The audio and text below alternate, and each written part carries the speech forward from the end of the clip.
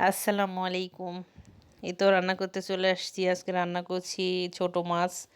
এই জন্য লাগবে প্রথমে কচুরমুখী, এক বাটি পেঁয়াজ কুচি, একটু রসুন আপনার করে নিয়েছি।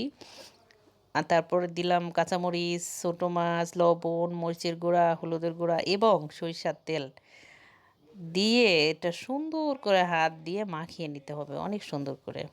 ঠিক আছে, এই তো আমার মাখানো হয়ে গেছে। এখন এই পর্যায়ে আমি পানি অ্যাড করে দিলাম।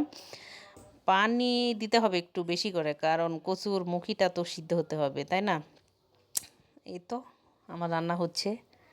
রান্না শেষের পথে। ছোটো মাছের যে কোনো আইটেম আমার খুব পছন্দের, তবে আমি যতই রান্না করি আমার মায়ের হাতের রান্নার মতো কোনো দিনই হয় না। মানে প্রতিদিন যখন আমি এই ছোটো মাছ রান্না করতে যাই তখনই আমি আমার মাকে মিস করি।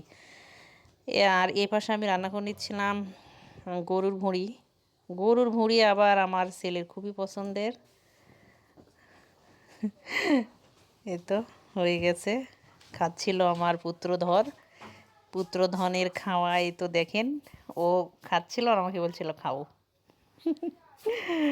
তো যাই হোক, ভিডিওটি ভালো লাগলে অবশ্যই লাইক কমেন্ট করে পাশে থাকবেন। আসসালামু আলাইকুম।